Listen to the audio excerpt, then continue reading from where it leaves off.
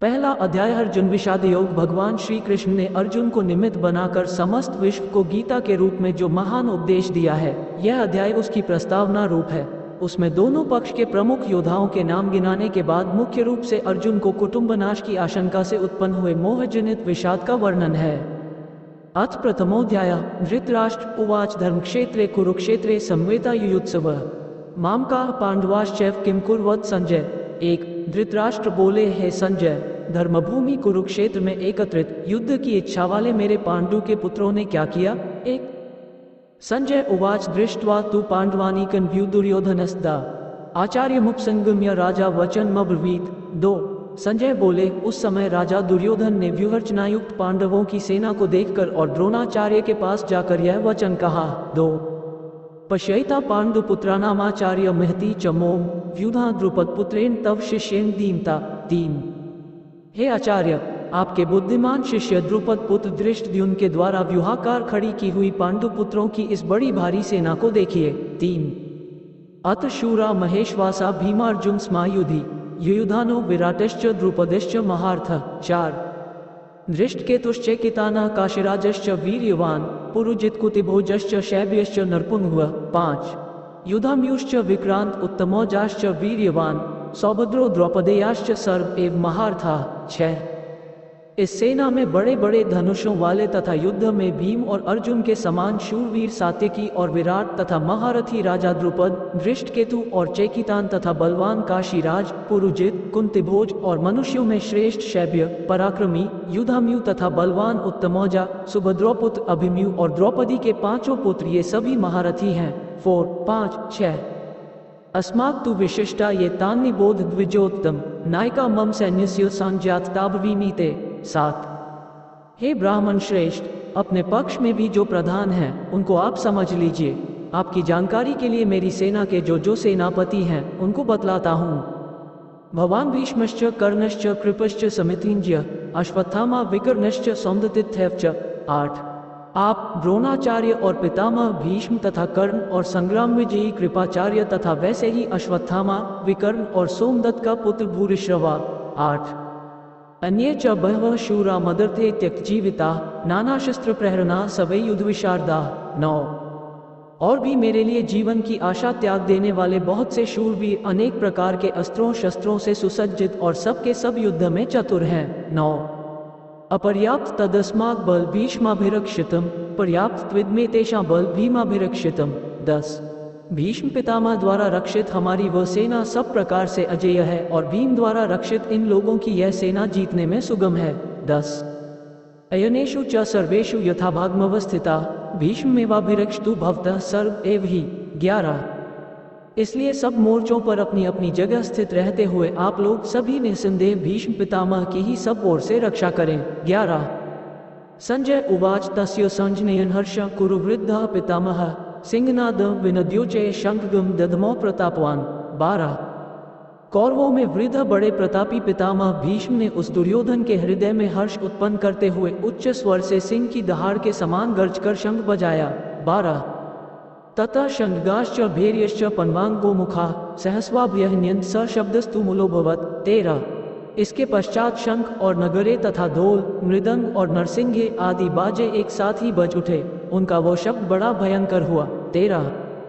ततः श्वेतर्हयैर्युक्ते महती स्यन्दने स्थित माधवः पांडवश्चैव दिव्यो शंखगौर प्रदधमतु। 14। इसके अनंतर सफेद घोड़ों से युक्त उत्तम रथ में बैठे हुए श्री कृष्ण महाराज और अर्जुन ने भी अलौकिक शंख बजाए। 14।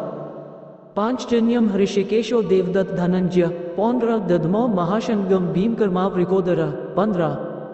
श्री कृष्ण महाराज ने पांचजन्य नामक, अर्जुन ने देवदत्त नामक और भयानक कर्म वाले भीमसेन ने पौंड्र नामक महाशंख बजाया। 15। अनंत विजयम राजा कुंती पुत्रो युधिष्ठिर नकुलः सहदेवश्च सुघोषमणि पुष्पको। 16। कुंती पुत्र राजा युधिष्ठिर ने अनंत विजय नामक और नकुल तथा सहदेव ने सुघोष और मणिपुष्पक नामक शंख बजाए। 16। काश्यश्च परमेश्वासः शिखंडी च महार्थः धृष्टद्युम्नो विराटश्च सात्विकश्चापराजितः। 17। द्रुपदो द्रौपदेयाश्च सर्वशः पृथिवीप्ते सौभद्रश्च महाबाहुः शंखगादधमो पृथक पृथक। 18। श्रेष्ठ धनुष वाले काशीराज और महारथी शिखंडी और धृष्टद्युम्न तथा राजा विराट और अजेय सात्यकी, राजा द्रुपद और द्रौपदी के 5 पुत्र और बड़ी भुजा वाले सुभद्रोपुत्र अभिमन्यु, इन सभी ने, हे राजन, सब ओर से अलग अलग शंख बजाए। सघोषो धार्तराष्ट्राना हृदयानि व्यधारयत नभश्च पृथ्वी चैव तुमुलो व्यनुनदन। 19। और उस भयानक शब्द ने आकाश और पृथ्वी को भी गुंजाते हुए धार्तराष्ट्रों के अर्थात आपके पक्ष वालों के हृदय विदीर्ण कर दिए। 19। अथ व्यवस्थितान् दृष्ट्वा धार्तराष्ट्रान् कपिध्वज प्रवृते शस्त्र संपाते धनुरुद्यम्य पांडव। 20। ऋषिकेशं तदा वाक्यमिदमाह महीपते अर्जुन उवाच सैन्योरुभयोर्मध्ये रथ स्थापयमेच्युत। 21। हे राजन, इसके बाद कपिध्वज अर्जुन ने मोर्चा बांधकर डटे हुए धृतराष्ट्र संबंधियों को देखकर उस शस्त्र चलाने की तैयारी के समय धनुष उठाकर ऋषिकेश श्री कृष्ण महाराज से यह वचन कहा, हे अच्युत, मेरे रथ को दोनों सेनाओं के बीच में खड़ा कीजिए। यावदेता निरीक्षः योद्धृकामानवस्थितान् कैर्म्यास्यः योद्धव्यमस्मिन् रणसमुद्यमे। 22। और जब तक कि मैं युद्ध क्षेत्र में डटे हुए युद्ध के अभिलाषी इन विपक्षी योद्धाओं को भली प्रकार देख न लूं कि इस युद्ध रूप व्यापार में मुझे किन किन के साथ युद्ध करना योग्य है, तब तक उसे खड़ा रखिए। 22। योत्स्यमाननवीक्ष्यः य एतेऽत्र समाप्ताः धार्तराष्ट्रस्य दुर्बुद्धेर्युधे प्रियचिकीर्ष्व। 23। दुर्बुद्धि दुर्योधन का युद्ध में हित चाहने वाले जो ये राजा लोग इस सेना में आए हैं, इन युद्ध करने वालों को मैं देखूंगा। 23। संजयुवाच एवं मुक्तो ऋषिकेशो गुडाकेशन भारत सैन्योरुभयोर्मध्ये स्थापयित्वा रथोत्तमम्। 24। भीष्म द्रोण प्रमुखतः सर्वेषां च महीक्षिताम् उवाच पार्थ पश्यैतान् संवेता कुरुनिति। 25। संजय बोले, हे धृतराष्ट्र, अर्जुन द्वारा इस प्रकार कहे हुए महाराज श्री कृष्णचंद्र ने दोनों सेनाओं के बीच में भीष्म और द्रोणाचार्य के सामने तथा संपूर्ण राजाओं के सामने उत्तम रथ को खड़ा करके इस प्रकार कहा कि हे पार्थ, युद्ध के लिए जुटे हुए इन कौरवों को देख। 24। 25। तत्रा पश्यत् स्थितान् पार्थः पितॄन् पितामहान् आचार्यान् मातुला भ्रातृपुत्रा पौत्रान् स्थितः। 26। श्वशूरा सुहृदश्चैव सैन्योरुभयोरपि तान् समीक्ष्य स कौन्तेय सर्वान् बन्धून्वस्थितान्। 27।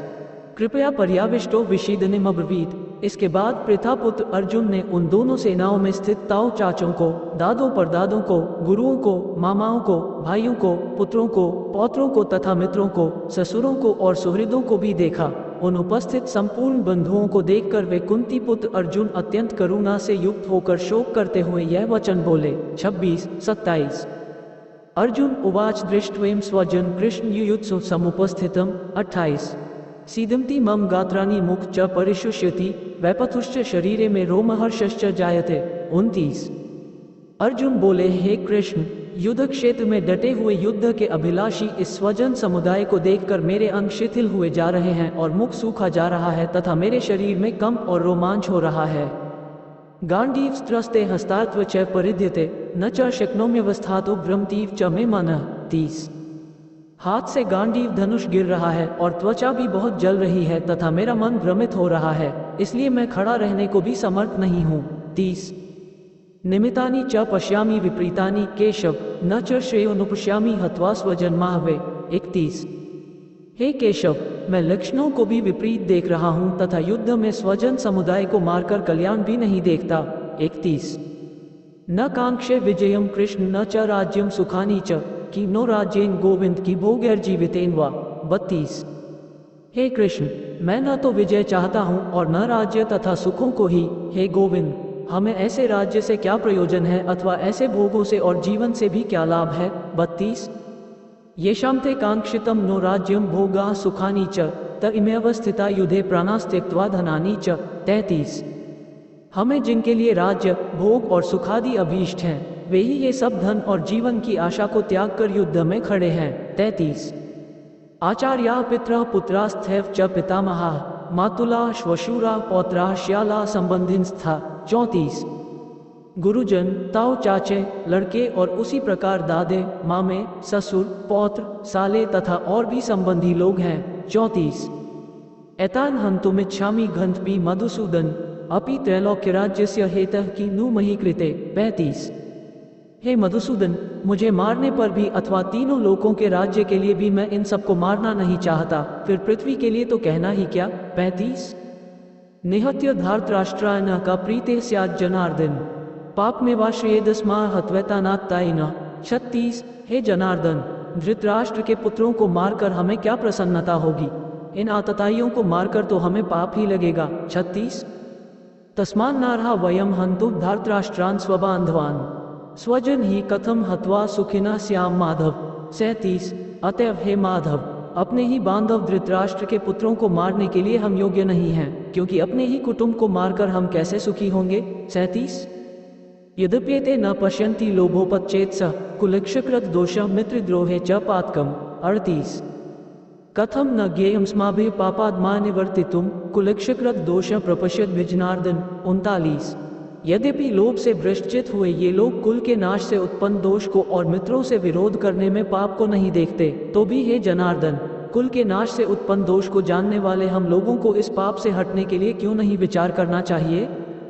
कुलक्षये प्रणश्यन्ति कुलधर्मा सनातना धर्मे नष्टे कुलकृत्स्नम धर्मो विभवत्युत। 40।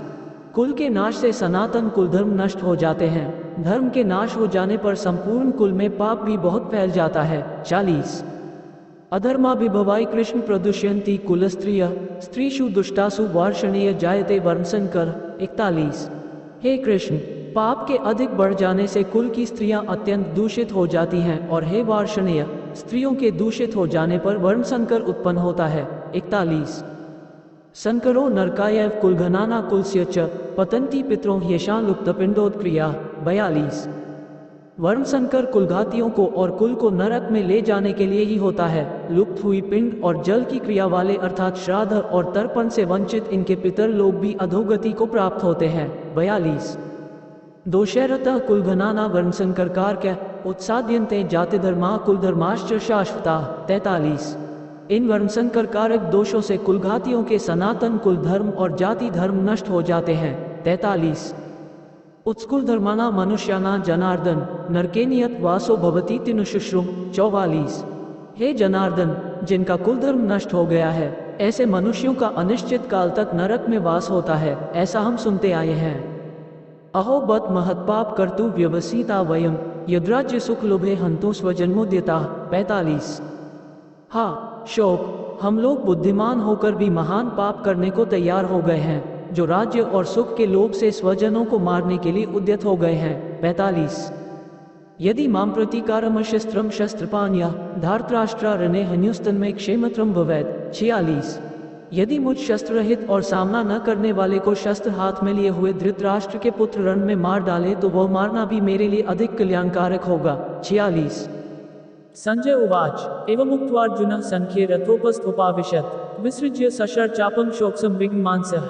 47। संजय बोले, रणभूमि में शोक से उद्विग्न मन वाले अर्जुन इस प्रकार कहकर बाण सहित धनुष को त्याग कर रथ के पिछले भाग में बैठ गए। 47।